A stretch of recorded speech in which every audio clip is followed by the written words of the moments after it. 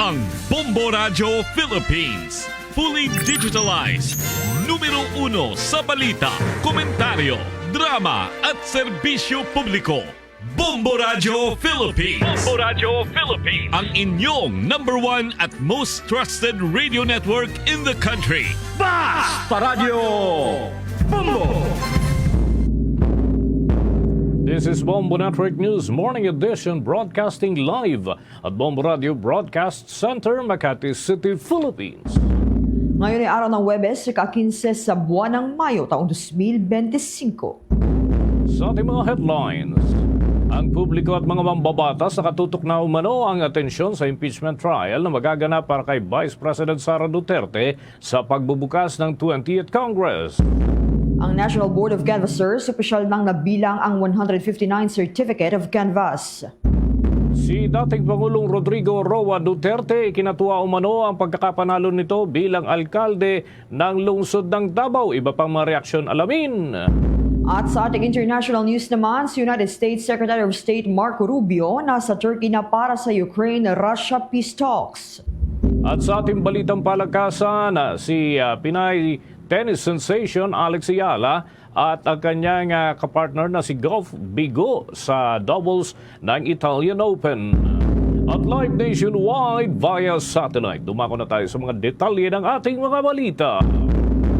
Kumpirmado na umano ang pagsali ni na dating Senador Leila de Lima at human rights lawyer Chel Jokno sa prosecution team ng Kamara de Representantes para yan sa nalalapit na impeachment trial laban kay Vice President Sara Duterte.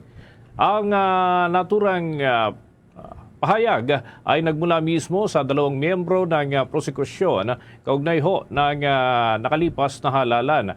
Yan ay bunsod na rin ang pagkabigo ng dalawa sa mga miyembro ng naturang team na maipanalo ang kanilang laban sa mga distritong kanilang tinakbuhan. Si De Lima ay unang nominado ng Mamamayang Liberal o ML Party List, habang si Jokno naman ay mula sa Akbayan Party List. At ayon nga sa partial and unofficial results, nangungunang Akbayan sa party list race na may 2.8 million votes. Pasok naman sa top 60 ang ML na kinabibilangan ni De Lima, kaya posible na makakuha rin ito ng isang upuan sa 20th Congress. Kapwa silang inaasahan naman manunumpa sa buwan ng Hulyo. Ayon kay House Speaker Ferdinand Martin Romualdez na iniuugnay nitong si Duterte dati sa mga usapin, itong si De Lima ngunit kalaunan ay naipagtanggol nito ang kanyang sarili. Pero ito naman, ang mangyayari ngayon ay susuriin at hahabulin sa confidential funds issue itong si Vice President Sara sa pamamagitan ng presensya ni De Lima at Jokno bilang bahagi ng prosekusyon, at inaasahan na magdadala ng kredibilidad, balanse at lalim sa impeachment process. Tinanggap na ni De Lima at Jokno ang naturang alok bilang bahagi ng kanilang advokasya para naman sa katotohanan at pananagutan umano pati na ng hustisya. Anila, ito ay tungkulin ng konsensya, hindi tungkol sa politika kundi pagsunod sa konstitusyon. Dagdag pa ng abogado na si Jokno bilang pangunahing tagapagtaguyod ng unang reklamo, buong suporta ang ibinibigay nito para sa proseso ng pananagutan. Na-impeach si Vice President Sara Duterte noong Pebrero dahil naman sa aligasyon ng graft, bribery at betrayal of public trust. At ayon sa Kamara, 80% ng mga ebidensya ang ihaharap sa Senado at yan ay nakahanda na. Inaasahang magsisimula ang paglilitis sa pagpasok ng buwan ng Hulyo, ngunit Hunyo pa lamang ng huling bahagi ay may poproseso na ito. Kasabay nga ng panunumpa ng mga bagong halal na senador para naman hatulan umano itong si Vice President Duterte, kailangan na hindi bababa sa 16 na bilang ng boto ang makuha mula sa 24 na senador. Kung mapapatunayang guilty siya, ay matatanggal sa pwesto at madidisqualify na sa anumang posisyong pampubliko, kabilang na ang umano'y layunin nito na pagtakbo sa pagkapangulo sa susunod na halalan. Samantala, narito ang bahagi ng pahayag ni Attorney Leila de Lima ng ML Party List. I would always be willing, as I said, kung anuman role ang pwede sa akin na sa tingin ko kaya ko at magagampanan ko ng katapatan, ng buong katapatan, I will do it. Bahagi yan ng mga pahayag nitong si Attorney Leila de Lima ang inaasahan na isa sa magiging bahagi ng prosekusyon mula sa panig ng Kamara. Samantala, pagkatapos ng midterm elections, nakatutok ngayon ang atensyon ng publiko sa nalalapit na impeachment trial ni Vice President Sara Duterte kasabayan ng pagbabalik trabaho ng Senado sa pagbubukas na ika-20th Congress sa buwan ng Hunyo. Ayon kay Senator Joel Villanueva nitong Miyerkules, sisimulan ng Senado ang proseso yan sa pamamagitan ng pagbabalangkas ng mga rules of impeachment upang masigurong patas at maayos ang magiging paglilitis. Magiging bahagi ng impeachment court ang ilang bagong halal na senador na ayon naman sa batas ay kinakailangang dumalo sa lahat ng pagdinig at deliberasyon kaugnay ng kaso. Inaasahang magiging mahalaga ang papel ng mga bagong senador sa paglilitis na magdedetermina kung mananatili si Vice President Duterte sa pwesto matapos siyang i-impeach ng Kamara dahil yan sa mga aligasyon ng katiwalian, panunuhol at paglabag sa tiwala ng publiko. Samantala, ikinatuwa naman ni dating Pangulong Rodrigo Duterte ang nalaman niya na ito ay nagwagi bilang alkalde ng lungsod ng Davao. Ayon sa bunsong kapatid ng dating Pangulo na si Bong Duterte, personal niyang binisita ang kanyang kuya sa detention facility ng International Criminal Court. Doon huya ito sa The Hague, Netherlands at ipinarating ang magandang balita. Laking tuwa umano nang malaman ng dating presidente na napakalaki ng kanyang kalamangan kontra sa katunggali. Masaya din ito dahil nahalal ang anak niya na si Sebastian Basti Duterte bilang Vice Mayor ng lungsod ng Davao, habang ang panganay na anak nito na si Congressman Paulo Pulong Duterte ay muling nahalal bilang kongresista, habang maging ang dalawang apo ng dating Pangulo ay nagwagi rin sa katatapos na halalan.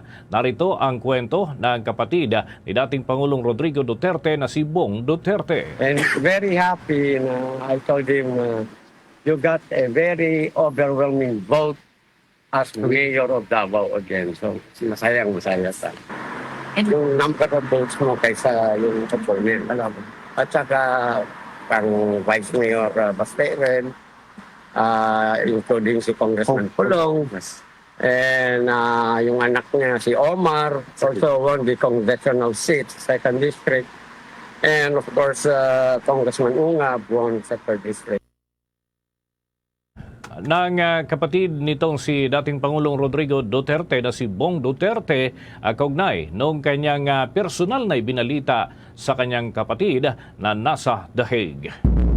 Samantala, nagbabala naman ang Malacanang sa mga nahalal na obstructionist na nagtatago lamang bilang oposisyon para sa kanilang pansariling interes.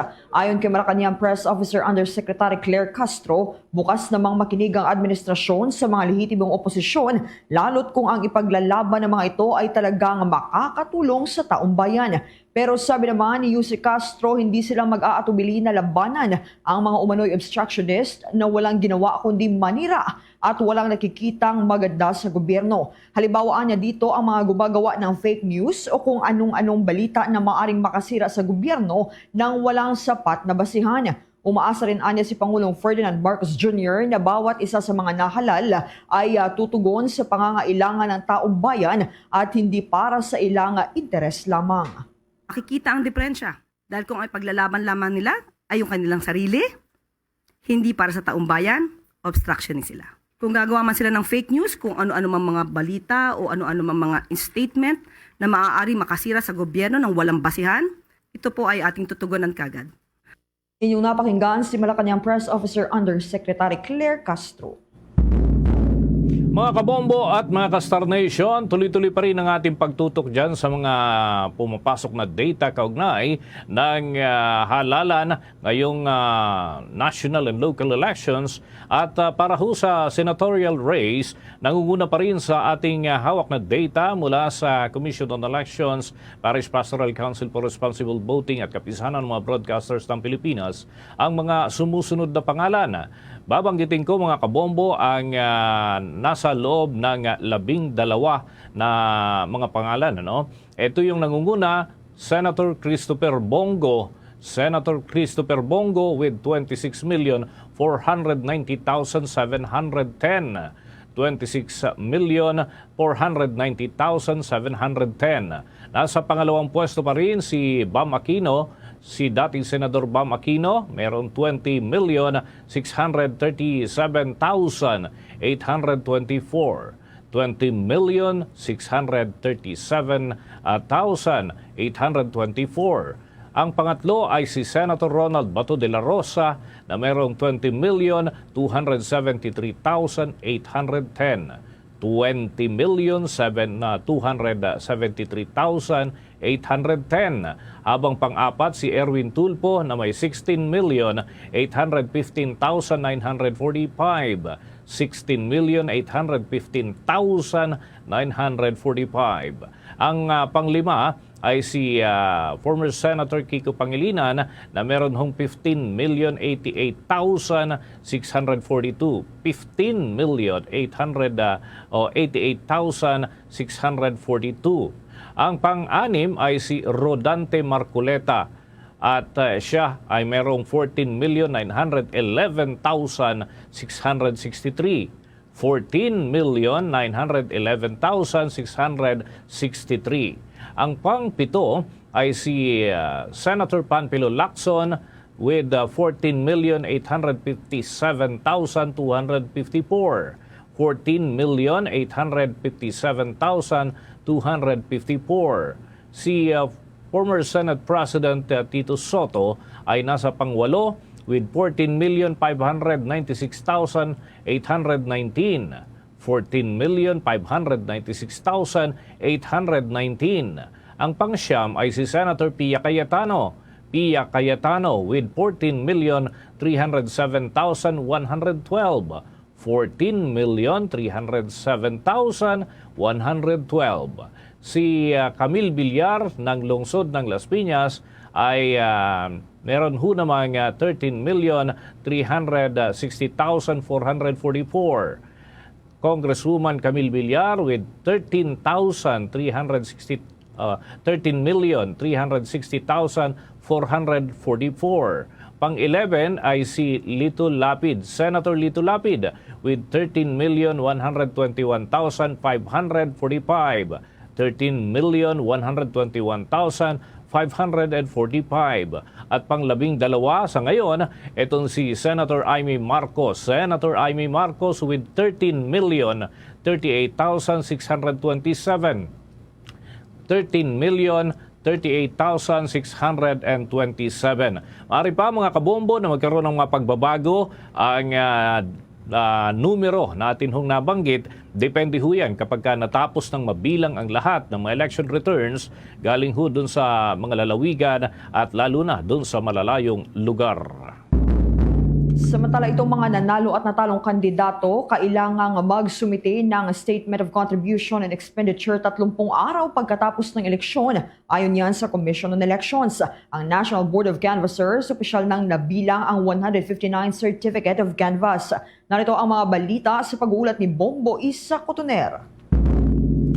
Bombo Dennis, Bombo Jai, nagbigay paalala ang Commission on Elections sa mga national at local candidates, pati na rin sa mga political parties and party list organizations na agarang magpasa ng Statement of Contributions and Expenditures o SOSE.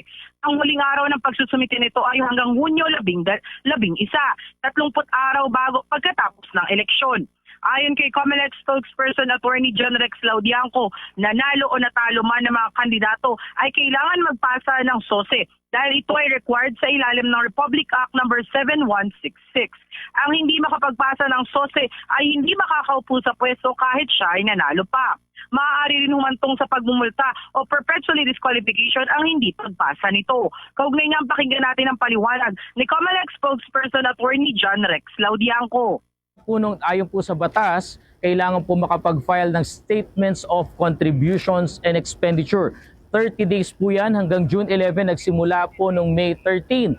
Walang extension. Malinaw po ang sunod-sunod na desisyon ng kataas-taasang hukuman na walang kapangyarihan ng COMELEC na baguhin ang period na yan dahil batas po mismo ang nagsasabi na 30 days lamang po.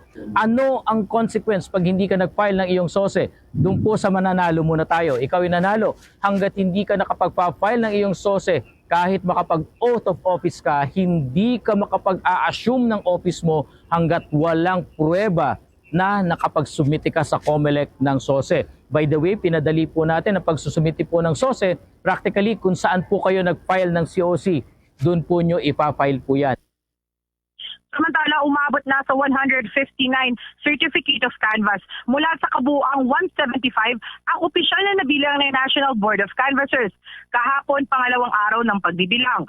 Ibig sabihin, nasa 16 na lang na Certificate of Canvass ang kailangang bilangin ngayong araw. Kasama rito ang sa Tawi-Tawi, Special Geographic Area, Tulu at Iligan City.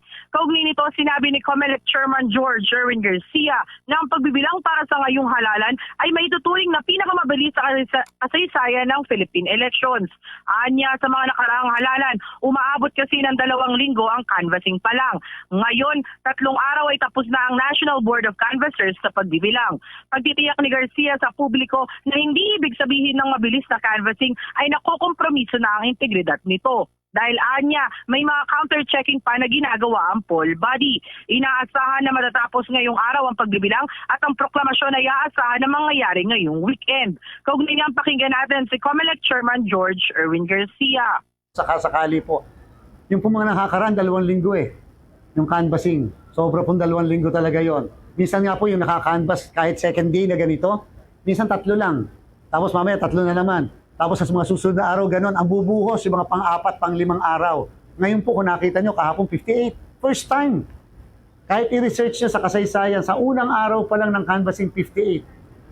So, at sana nga magiging standard na natin sa susunod. What we are trying to do is to lay down certain standards. Hindi naman i-pressure yung susunod na komisyon. Pero ang gusto natin, wala pa rin pong kapalit ang integridad kaysa bilis. Mabilis nga pero hindi naman po pinagkakatiwalaan. Kinakailangan mabilis pero pinagkakatiwalaan. Again, there are so many ways of counter-checking. Kung yung bang nakikita nyo sa screen dito, kung yung bang pinipicture ng mga watchers, lawyers, ay tama at tugma. Mula sa National Board of Canvassers, lungsod ng Maynila, Bombo Isa Cotoner para sa The Vote 2025 coverage ng Bombo Radio Philippines, the #1 and most trusted radio network in the country. Basta Radyo Bombo! Mga kabombo at mga ka-Star Nation, ingat-ingat pa rin ho sa ating paglabas ng ating bahay. Mainit pa rin kasi ang inaasahang lagay ng panahon sa malayang bahagi ng ating bansa. Sa data ng Department of Science and Technology, aabot sa 43 degrees Celsius pa rin ang mararamdaman sa Dagupan City dyan sa lalawigan ng Pangasinan. Maging sa Bacnotan, La Union, Apari, Cagayan, Iba, Zambales, Tayabas, dyan sa Quezon at San Jose Occidental, Mindoro. Habang may mga lugar din na aabot naman sa 42 degrees Celsius ang posibleng maitalang temperatura o mararamdaman ng mga residente. Kabilang dyan ang Katarman, Northern Samar, Dumangas, Iloilo, Iloilo City, dyan pa rin sa lalawigan ng Iloilo, at yung Mambusaw, Capiz, at Rojas City, dyan pa rin sa Capiz. Maging ang Pili, Camarines Sur at Masbate City sa Masbate ay makakaramdam ng 42 degrees Celsius na heat index. Ang mga lugar na ito mga kabombo ay nasa level pa rin na tinatawag na danger level. Maging ang lugar ng Puerto Princesa City sa Palawan at Coron, Palawan, maging ang Los Baños, Laguna, Ambulong, Tanawan, Batangas at Sangli Point dyan sa Cavite at ang Subic Bay sa Olongapo City at Kasiguran, Aurora ay inaasahan din makakapagtala ng 42 degrees Celsius na heat index. Idagdag natin ang Baler sa Aurora at Tuguegarao City dyan sa bahagi po ng Northern Luzon, maging ang Isabela at Lawag City dyan naman sa Ilocos Norte ay posible ho na makapagtala ng mainit pa ring lagay ng panahon. Samantala, pinaalahanan ng Commission on Elections ang mga tumakbong kandidato na magsumite ng kanilang Statement of Contribution and Expenditures o itong SOSE. At ayon kay Commission on Elections Chairman George Erwin Garcia, na lahat ng mga kandidato na naluman o natalo ay dapat na magsumite nito hanggang Hunyo 11. Ang hindi makapagsumite nito sa itinakdang panahon ay hindi makakaupuan niya sa kanyang opisina. Sa nasabing SOSE ay makikita ang kabuuang gastos ng kandidato sa pangangampanya, ganun din ang lahat ng mga kontribusyon at donasyon na natanggap. Lahat ng mga dokumento ay dapat ipanotaryo at ang pamimeke nito ay maaari silang makasuhan ng perjury. Habang ang mga campaign fund na hindi nagastos naman ay maaaring ideklara at idulog sa Bureau of Internal Revenue para sa pagproseso ng mga buwis nito. Samantala, pumalag ang Palasyo Malacanang sa naging pahayag ng mga kaalyado ni dating Pangulong Rodrigo Duterte na refleksyon ng ginawang pagdakip sa dating Pangulong resulta ng katatapos lamang na eleksyon.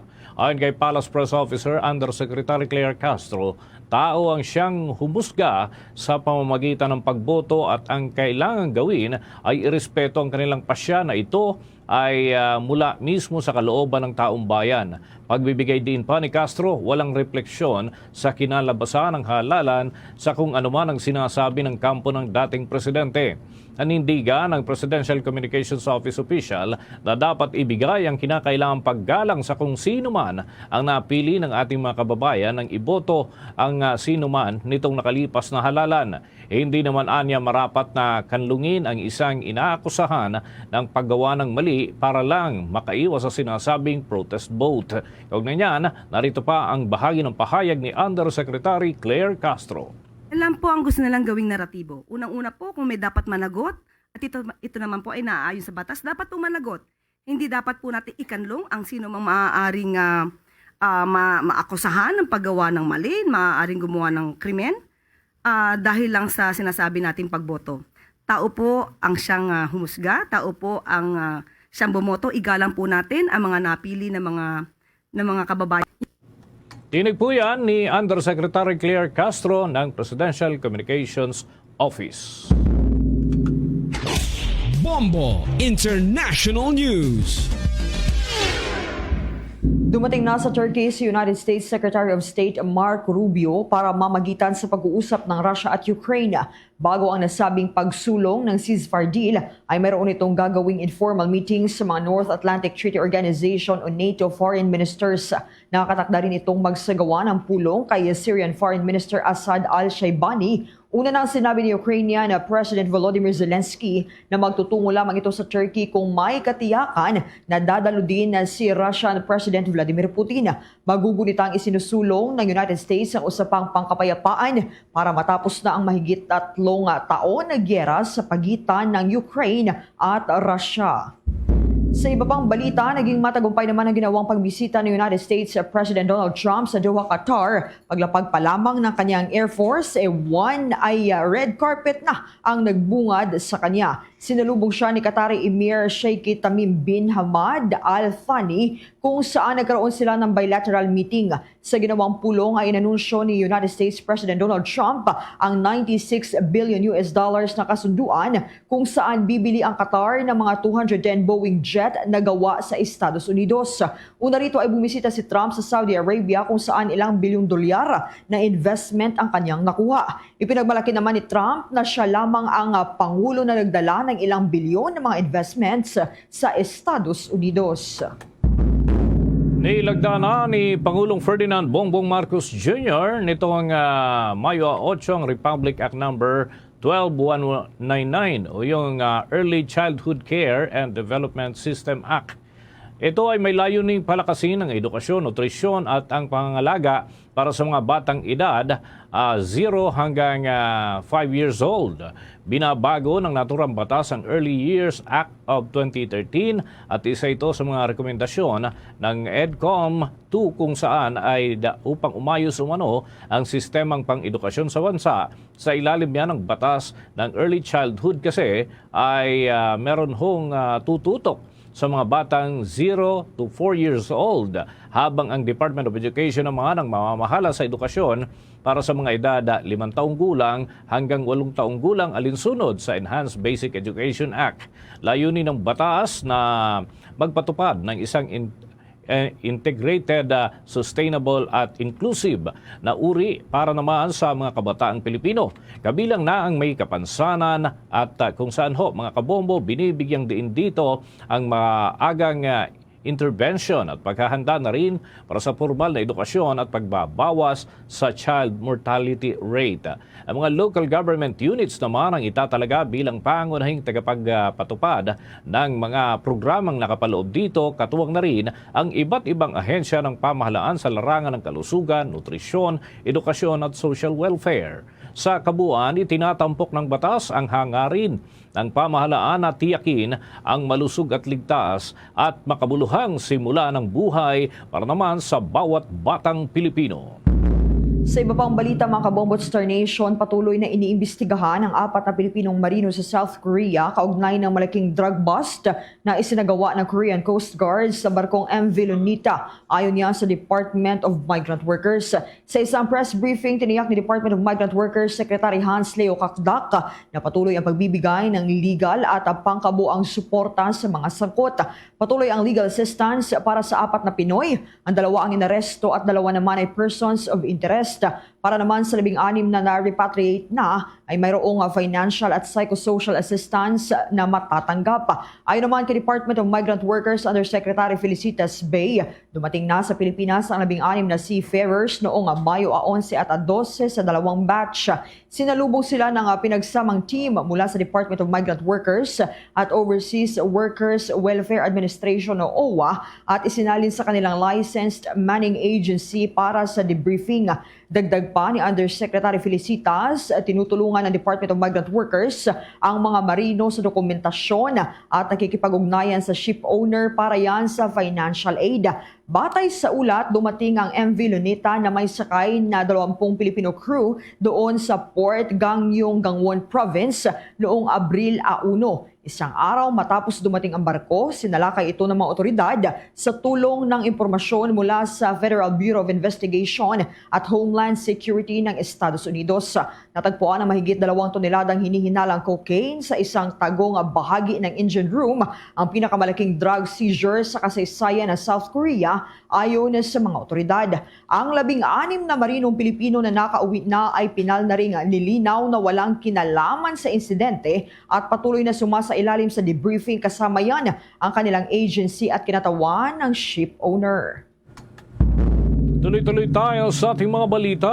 Tinanggihan ng Korte ang motion for reconsideration na inihain ng kampo ng dating Bamban Tarlac Mayor na si Alice Lialgo o Go Huaping na leave to file a demurrer to evidence o ang pagkwestiyon na hindi sapat ang ebidensyang inilabas ng prosekusyon.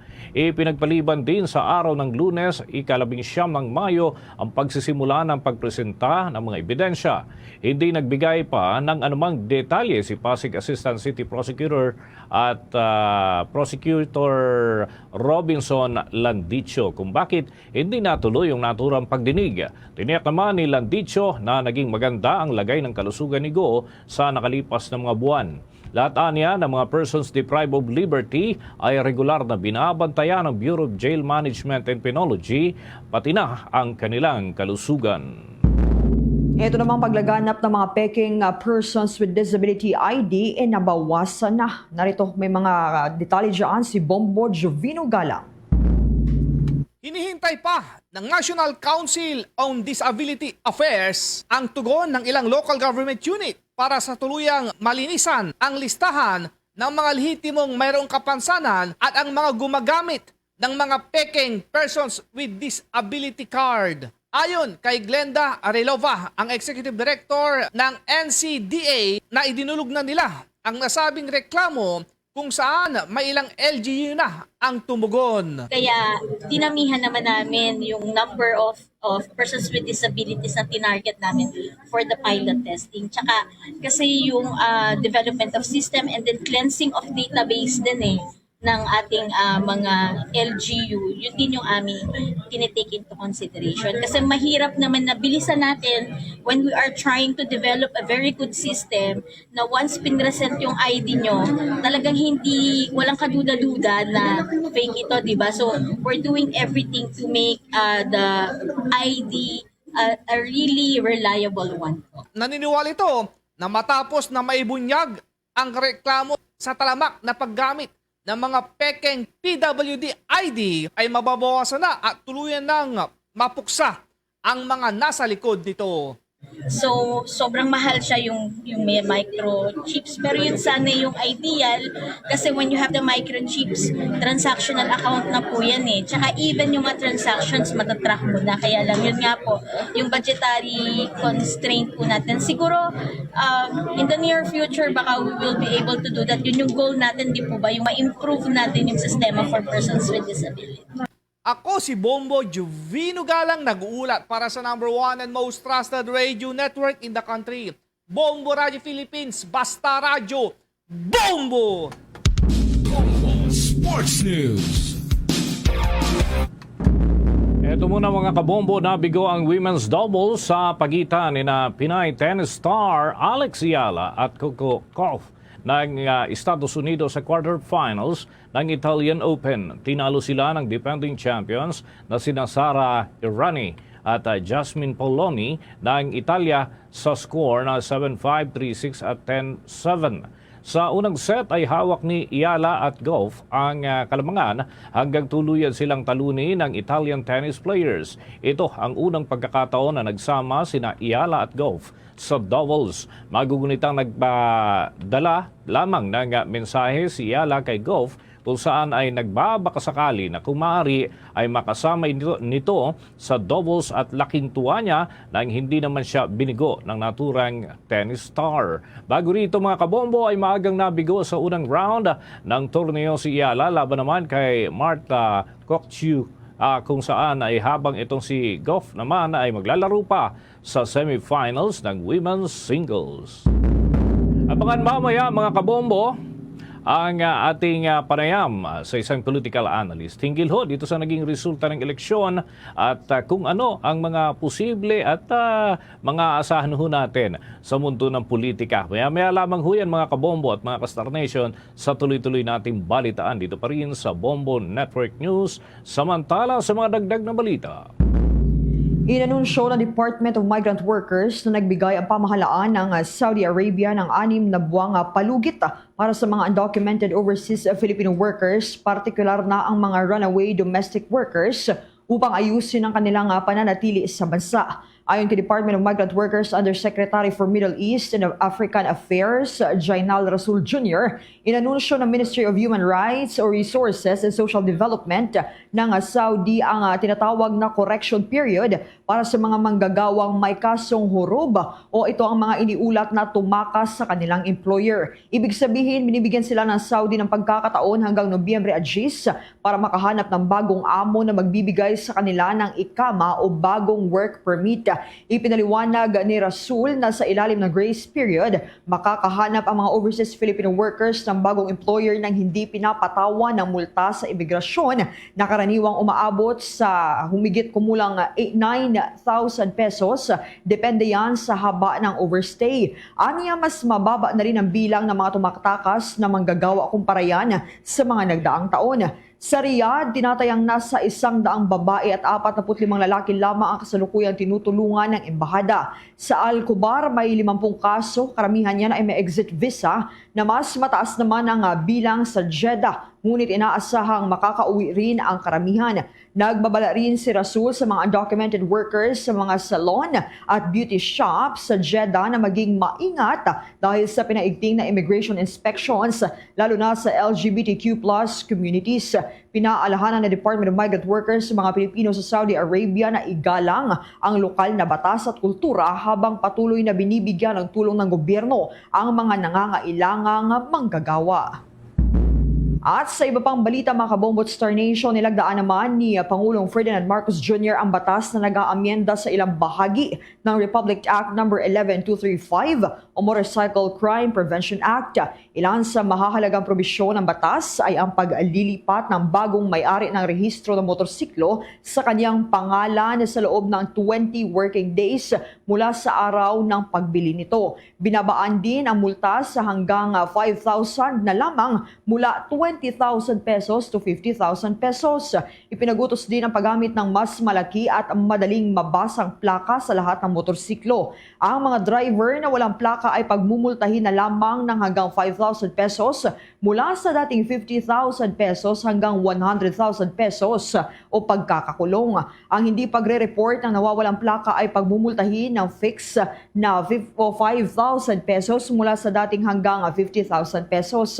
Papatawa naman ang 6 na buwan hanggang 2 taon na pagkakakulong o multa hanggang 10,000 pesos ang gagamit at magbibenta ng peking plaka. Samantala, hindi na rin basta-bastang kukumpiskahin ang motosiklo kung ang may-ari ay makakapagkita ng proof of registration at hindi siya ang may kasalanan sa nawalang o hindi mabasang plaka. Sa kabuuan, layo ng bagong batas na itaguyod ang responsableng paggamit ng motorsiklo at mas pinadaling proseso ng paglipat ng pagmamay-ari habang binibigyan proteksyon naman ang mga lehitimong mamimili. Samantala, sa dagdag nating balita mga kabombo, inatasan ng Palasyo Malacanang ang mga proper agencies na gampanan ang kanilang tungkulin ngayong batas ng ganap ang Early Childhood Law na siya namang nag-amenda doon sa umiiral ngayon na mga patakaran hinggil sa pangangalaga sa mga kabataan, lalo na yung nasa 0 age hanggang 5 years old. Ang atas ng Malacanang ay para sa mga ahensya ng gobyerno na siyang mangangasiwa sa naturang tungkulin. Partikular na rito ang Department of Education, Department of Health at mga kaakibat pang tanggapan na siya namang gagabay katuwang ng mga magulang upang mapababa pa ang bilang ng mga naitatalang binabawian ng buhay sa naturang edad dahil sa kakulangan ng naipagkakaloob para sa kanilang pangangailangan. Samantala, aarangkada na ngayong araw sa 32 Kadiwa Center sa iba't ibang lalawigan ng pagbibenta ng 20 pesos kada kilo ng bigas. Ito ay alinsunod sa direktiba ni Pangulong Ferdinand Marcos Jr. na palawigin ang programang Benting Bigas na mayroon na. Ayon kay Malacanang Press Officer Undersecretary Claire Castro, na ngayong araw ay makakabili na ang mga kababayan natin ng 20 pesos per kilo ng bigas sa Bulacan, Cavite, Laguna, Mindoro at Rizal. Nitong Martes o isang araw matapos ang ginanap na halalan ay agad na itinuloy ang pagbibenta ng abot kayang pangunahing pagkain ng mga Pilipino. Naibenta na ito sa ilang Kadiwa Center sa National Capital Region o Metro Manila. Ilan dito ay sa Kadiwa Center sa Central Office ng Department of Agriculture, Levittown at sa Barangay San Antonio sa lungsod ng Parañaque, gayon din sa Alyansa ng Mamamayan ng Valenzuela Multipurpose Cooperative Housing doon sa Valenzuela. Nagsimula na ding ibenta ang murang bigas sa Kadiwa Center at Bureau of Plant Industry Gym sa lungsod ng Maynila. Natin, ito hindi lamang pang eleksyon katulad ng sinasabi nila. Bukas na po ang ibang mga Kadiwa Centers natin para po sa 20 pesos na bigas. Pakinggan si Malacanang Press Officer Undersecretary Attorney Claire Castro. Sa puntong ito ng ating humbalitan, dadakuan na natin ang mga ulat ng ating mga himpilan. Kanya-kanyang reaksyon nga mga kabombo ang mainit na pinag-uusapan ngayon mula doon sa mga miyembro mismo ng impeachment prosecution team, kung saan ay meron hong nawala doon sa kanilang team, ngunit mayroong kapalit. Alamin natin ang nakalap na impormasyon ng Bombo Radio Iloilo.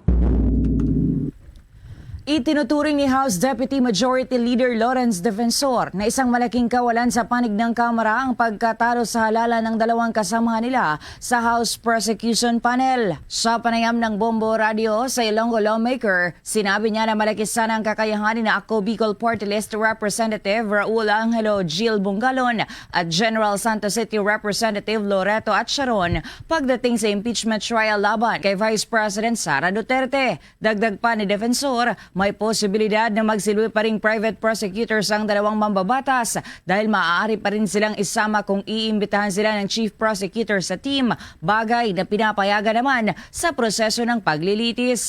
Kumpiyansa rin si Defensor sa kakayahanin na Congresswoman-elect Leila de Lima at Congressman-elect Shell Jokno na bahagi na rin ng mga inimbitahang maging miyembro ng prosecution panel. Ayon kay Defensor, ang pinakamahalaga ay marinig ng sambayan ng Pilipino ang nilalaman ng ebidensya ng prosecution prosecution, gayon din ang panig ng depensa ng pangalawang Pangulo at matanggap rin kung ano man ang maging desisyon ng Senator Judges. Naiintindihan ko na may imbitasyon si Representative-elect Laila De Lima and Representative-elect Chel Jokno. Mga mahuhusay na mga litigators ito, makakatulong sila sa pagpresenta ng maayos ng aming ebidensya. Regardless of the outcome of the impeachment trial, kung makonvict, sana matanggap ng Vice President, at kung ma-acquit man siya, ay dapat tanggapin nating lahat at tanggapin ng sambayan ng Pilipino na yan ang gusto ng ating mga senator judges sa impeachment trial. Ang isang miyembro ng House Prosecution Panel na si Representative Lawrence Defensor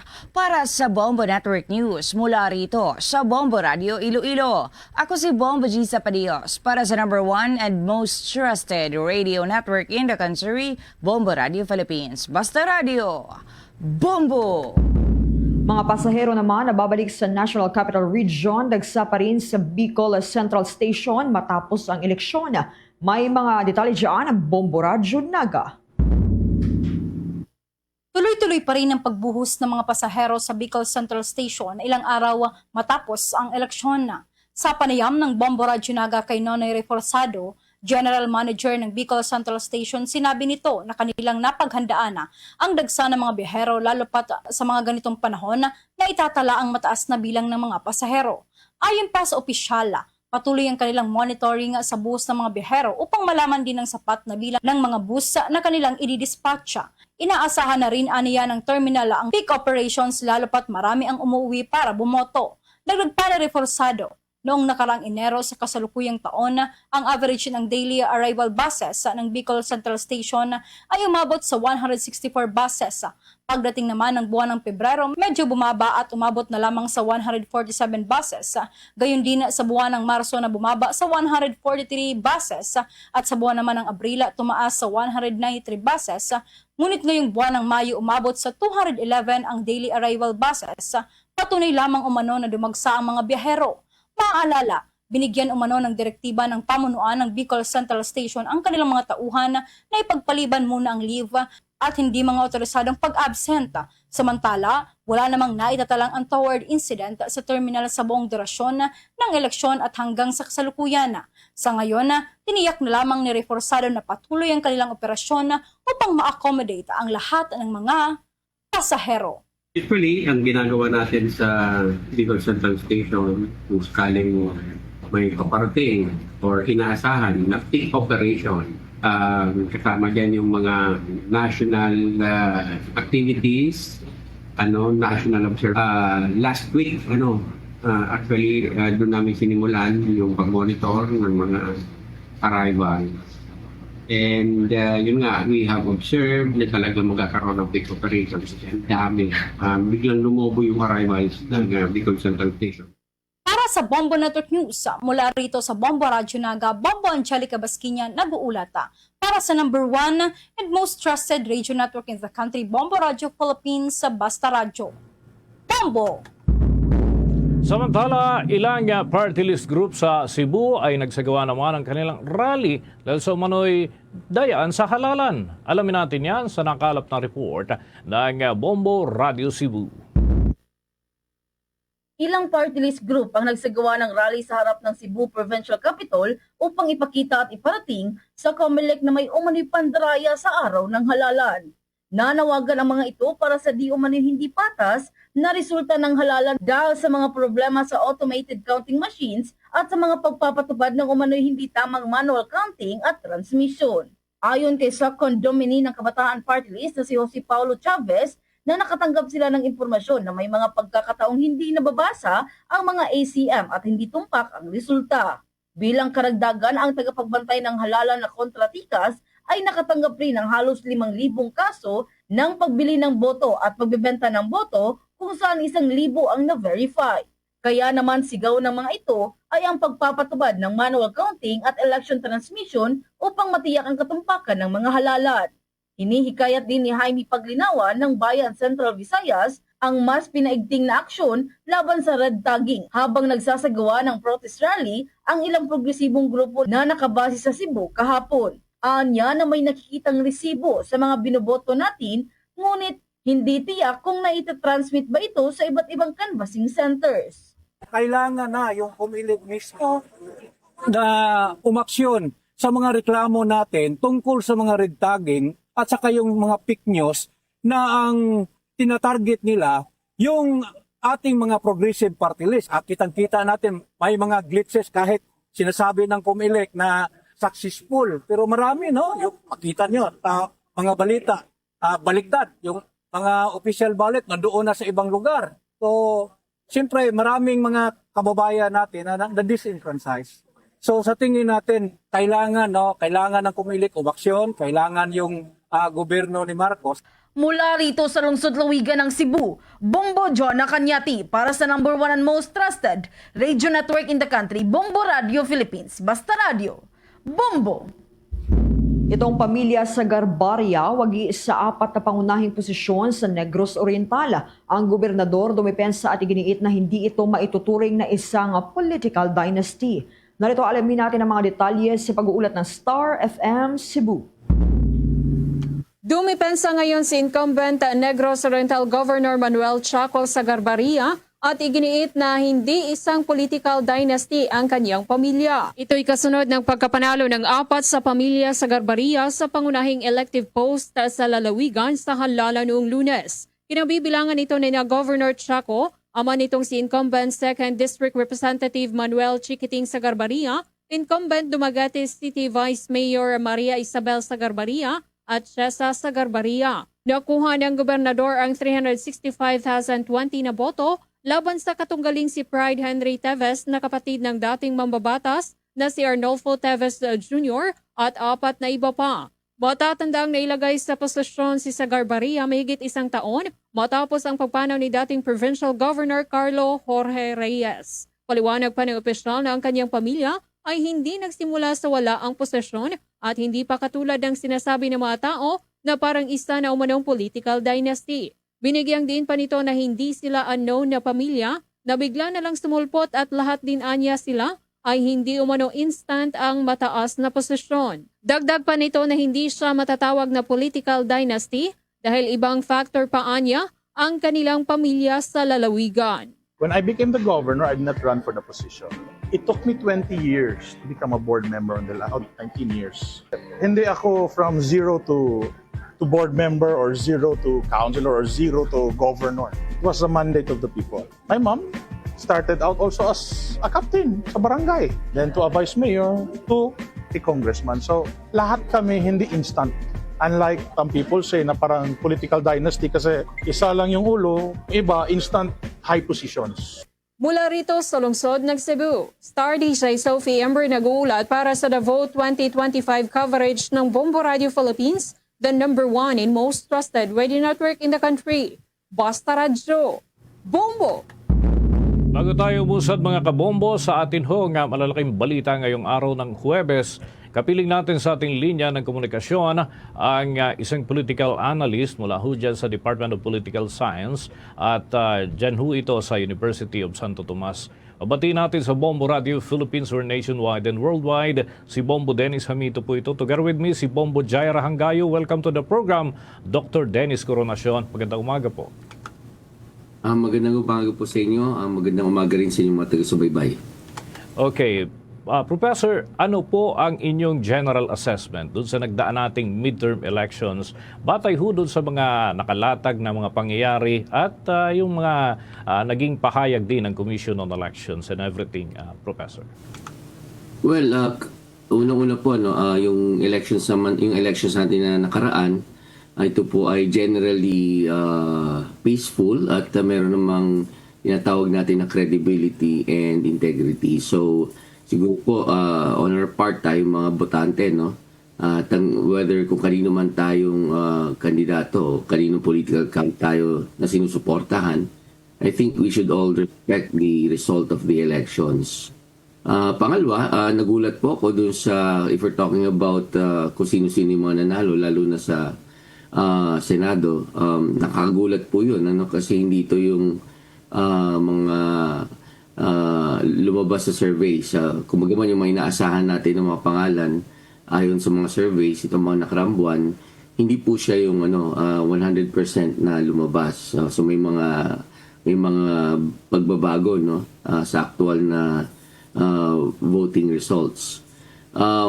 So it's going to be an interesting mix dito sa Senado no. So maaring ang maging epekto niyan is dumami yung mga tinatawag natin na nasa oposisyon. So in fact ito po sa bagong papasok na 12 senator-elect, mga senator-select natin, siguro 5 o 6 lang po doon ang para sa administrasyon. Tapos yung the rest, 4 doon galing sa PDP laban o identified with the former president. And then 2 doon ay matatawag natin nakasama doon sa traditional opposition. Opo, yung mga dating kasapi ng Liberal Party, So in other words, mag-iba po yung dynamics ng Senado dahil nga sa mga bagong dadagdag na 12 mga senador. Okay. Professor, bilang kayo ho isang nagtuturo, isa ho kayong profesor, anong gradong ibibigay po ninyo sa overall performance ng Commission on Elections? But initially, sabi nyo ay may kredibilidad yung halalan. But meron kasi talagang mga sumablay din at obviously meron din mga nagkaroon ng antala doon sa iba't ibang lugar, maliit man o malaki ang kumbaga epekto. Kayo ho, anong gradong ibibigay nyo sa Commission on Elections? Tama ho kayo dun, hindi natin pwedeng isantabi yung mga glitches na nangyari sa mga machines. Tapos yung maaga pa lang may problema na doon sa priority voting. Oo, may mga senior citizens na nagreklamo na dumating sila doon, hindi pa nakahanda yung mga respective precincts nila. At saka meron din tinatawag na overvoting. Kumbaga man, hindi naman nila nagawa yung mga botante na hindi naman sila nag-overvote, and yet nung lumabas, nag-print nung sinasabing invalid kasi may overvoting. Ano po to, these are lessons that the COMELEC should look into pagdating sa, lalo pat pagdating sa susunod na importanteng halalan sa 2028. So kung man yung mga problema niyan, dapat paghandaan. At meron rin pong reports ng violence, election-related violence. Now, despite all these issues pagdating sa pagboto natin, tingin ko overall naging okay naman yung performance ng COMELEC. May mga bagay na mabilis lang inaksyonan at of course yung mga iba naman hindi nila na-anticipate. Pero susunod siguro magkaroon sila ng mas malawak ang preparasyon para magkaroon sila ng dry run upang ma-prevent yung ilan sa mga parati na lang issues tuwing may halalan. Ngayon, tingin ko po ang grado na may bibigay ko sa kanila, medyo mataas-taas din po. Baka nasa siguro out of 100, sabihin na natin na naka-85 ang ating COMELEC. Okay, Professor, dumako naman po tayo sa resulta ng halalan sa Kongreso. Sa tingin niyo po ba ay maaapektuhan ng lakas ng impeachment case laban kay Vice President Sara Duterte ngayong may mga miyembro ng panel of prosecutors ang nalaglag sa kanilang mga kandidatura? Oo nga po, may ilan sa mga na-appoint sa nung 19th Congress na i-anunsyo ng kanilang mga pangalan na kasapi na sila, kabilang na sila sa mga prosecutors for the impeachment trial. Kaya nga lang, sa kasamang palad, di sila nanalo itong midterm elections. Kaya may mga minumungkahi yung mga miyembro rin ng House of Representatives na mga bagong pangalan na nanalo itong darating na itong nakarang halalan. Halimbawa, nababasa ko na parang iniimbitahan si former Senator Leila de Lima at saka si Attorney Chel Diokno doon sa prosecution team. Hindi pa ho natin alam kung anong desisyon ng dalawa, at kung totoo man may imbitasyon. Pero pag mapapasama sila sa prosecution team, I think they're going to be to play a very crucial role, an important role dito sa prosecution team na to. Lalo pat alam naman natin na mga batikang abogado na itong mga to, no? Hindi naman to basta-basta. So, kumbaga man, it will add another depth siguro, depth and expertise doon sa prosecution team na nabuo na as early as the 19th Congress. At sa ngayon po ba, Professor, may nakikita na po ba kayong mga senaryo para sa inaasahang impeachment trial kay Vice President Duterte o kahit sa isa pang impeachment case laban naman kay President Bongbong Marcos Jr.? Well, doon po sa impeachment at yung hinihintay natin na impeachment trial ni Vice President Sara Duterte, if that's going to push through and with the current composition of the Senate, yung mapapasama yung bagong 12 dadagdag, ang tanong kasi dyan, ilan boto ho ba ang kinakailangan ng Vice President upang ma-acquit siya dito sa impeachment trial nito? Ang sabi ho ng mga legal experts, siyam ang kinakailangan. So, sinubukan ko pong bilangin kung sino-sino yung siyam na yun, kasama yung mga bagong halal na 12 mga senador. Mukhang kaya naman po makuha, no? Although, merong warning, may caveat na kahit po anong klaseng pag-identify natin sa mga senador natin kung sila ay pro-admin or anti-admin, mahirap pong magkaroon ng simplistic analysis tungkol sa kanilang mga political alignments. Kasi ang pinag-uusapan natin dito, yung impeachment trial, yung kanilang magiging decision dito, isa itong kumbaga man controversial na matter, na bagay. So usually po ang voting pattern sa mga senador natin pag controversial na bagay, hindi po madalas na ayon sa political alignments, kung hindi ayon sa kanilang paano sila magkakaroon, yung kanilang interes ay mapagsisilbihan ng pagboto nila sa isang controversial na bagay. May be a controversial bill o kaya po controversial matter like the impeachment. So we can go for a very simple analysis na then ibabase natin sa kanilang political alignments. In that case, posible humakuha ng Vice President boto. Yes, Professor. Dito naman sa area, Professor, na katatapos lamang na halalan, ano kayang leksyon ang hatid ng pagkabigo ng maraming sikat na personalidad sa halalang ito, Professor? Well, isa pong malinaw na leksyon dito is that ang mga botante natin itong nakaraang halalan ay bumoto ng ayon sa kanilang talino at ayon sa kanilang idealism. In fact, na-highlight nga po dito sa halalan na ito yung ginawang pagboto ng mga miyembro ng Gen Z at saka mga millennials. So, yung tinatawag natin na youth vote. So, sila po lumalabas dito sa resulta ng halalan na to. Umayaw sila sa mga miyembro ng dynasties. Umayaw rin sila sa mga celebrities, gaya ng tanong ninyo. At tawag dito, kanilang ginamit yung kanilang pagiging tech savvy, at pagiging babad sa social media upang makilatis yung competence, qualifications ng mga kandidato. So para po sa mga celebrities, tandaan po nila na ang mga botante ngayon hindi na lamang bumabase kung halimbawa sa popularidad ng kandidato o kaya sa galing niyang sumayaw o ano man na napapanood parati sa mga pelikula. Ang hinahanap po ngayon ng mga botante ay kwalifikasyon, competence at walang issue pagdating sa corruption. Okay. With that, maraming salamat po, Professor, sa mga butil ng impormasyon na ibahagi po ninyo sa ating mga taga-subaybay ngayong araw po na ito. Salamat po. Mga kabombo at mga ka-Star Nation, nakausap po natin si Dr. Dennis Coronacion, isa hong political analyst at profesor dyan sa University of Santo Tomas. Bombo Foreign Exchange Update.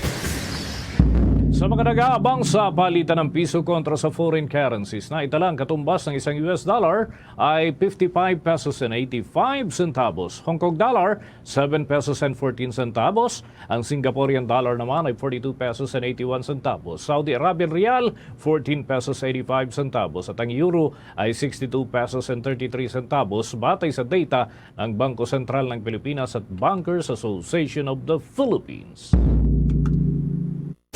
Foreign Exchange Update is brought to you by Quinbank Business Banking. Maging updated sa mga balita at impormasyon. Maaaring tutukan ng mga kaganapan sa pamamagitan ng Bombo Mobile App, YouTube, TikTok at maging sa Facebook Live. Nakuha natin ang Visayas Region. Masusubaybayan ang mga programa natin sa pamamagitan ng ating mga himpilan. May Bombo at meron ding Star FM stations.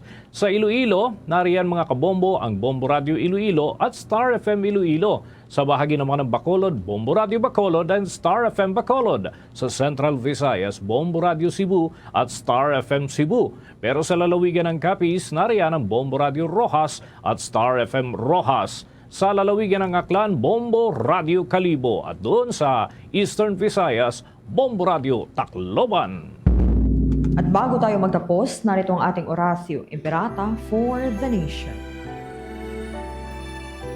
Heavenly Father, you led your people out of Egypt from slavery to freedom. In Jesus, your beloved Son, you led us from death to life through his paschal mystery, and by the gift of the Holy Spirit, we humble ourselves before you today, trusting in your promise to heal our land. Stretch forth your mighty hand once again and lead our nation. In this time of crisis, conflict, and confusion, let the light of truth shine like a pillar of cloud by day and a pillar of fire by night to guide us along the path that leads to unity and peace.